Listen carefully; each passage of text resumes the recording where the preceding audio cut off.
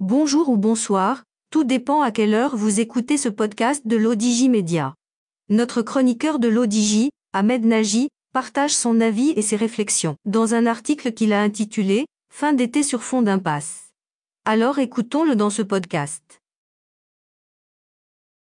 L'auteur démarre son article comme suit. La saison estivale de l'an 2023 court doucement vers sa fin, sans que l'insouciance qui caractérise la période des vacances ne soit parvenue à éluder les graves problèmes qui font ressembler le monde à un baril de poudre prêt à exploser. L'auteur poursuit son article ainsi. La contre-offensive ukrainienne est un raté monumental, dont l'Occident peine à dessouler. Les armes miracles livrées par les pays de l'OTAN à Kiev n'ont pas produit les effets tant vantés par leurs médias, d'abord parce qu'il n'y en avait même pas assez. Quant aux stratégies otanesques, que les experts militaires occidentaux reprochent à l'armée ukrainienne de ne pas avoir su mettre en œuvre, il est illusoire de s'imaginer que formés, à un rythme accéléré, quelques officiers ukrainiens aux tactiques et modes opératoires de l'OTAN mettraient l'ensemble des soldats ukrainiens aux standards requis. Un seul chiffre suffit à montrer l'échec flagrant de la stratégie visant à précipiter la chute du régiment de Vladimir Poutine, en Russie, à travers la guerre contre l'Ukraine. 4,9%, c'est le taux de croissance estimé de l'économie russe pour l'année en cours.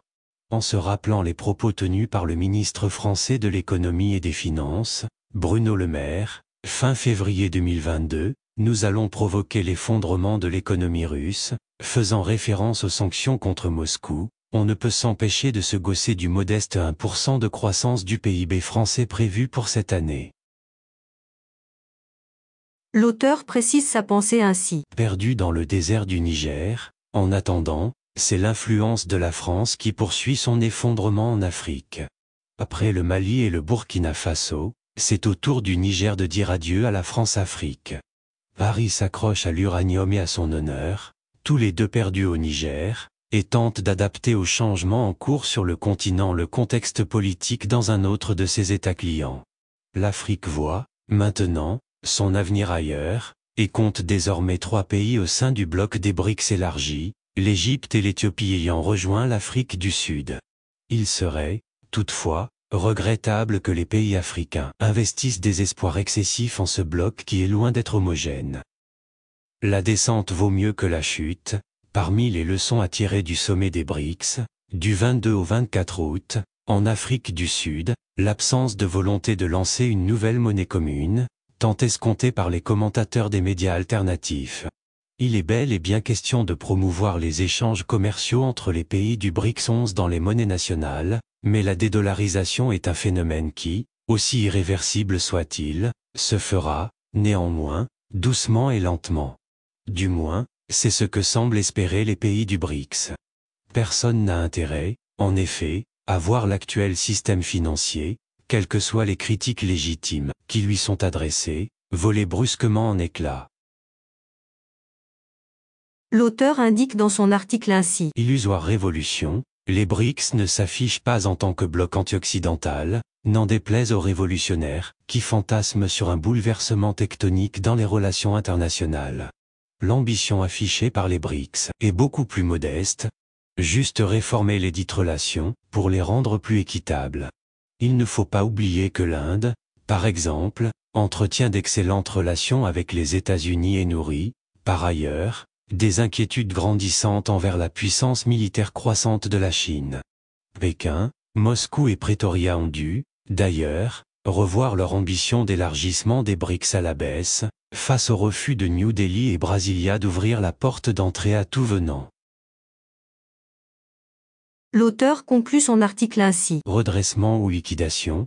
Au sein du BRICS élargi, le camp des pays qui ont des comptes à régler avec l'Occident, la Russie et l'Iran, et celui des pays qui lui sont beaucoup moins hostiles, l'Inde, l'Égypte, l'Arabie Saoudite, les Émirats Arabes Unis, le Brésil, l'Argentine, l'Afrique du Sud et l'Éthiopie, avec la Chine qui a un pied de chaque côté, il existe quand même un consensus. Réduire l'influence des États-Unis et du reste de l'Occident sur les affaires du monde, en évitant soigneusement de tout faire s'effondrer soudainement. C'est, cependant, là où le bât blesse. Pour réussir la procédure de redressement judiciaire d'une entreprise, encore faut-il que les dirigeants de la dite entreprise soient conscients de leurs difficultés et prêts à consentir les sacrifices nécessaires pour sauver ce qui peut l'être. Les dirigeants des pays occidentaux donnent-ils, actuellement, cette impression? Il reste toujours la liquidation judiciaire, synonyme de ruine consommée, qui prend beaucoup de temps et inflige énormément de douleur. Rédigé par Ahmed Nagy et lu par l'intelligence artificielle de l'ODJ Media. Merci d'avoir écouté ce podcast de l'ODJ Media.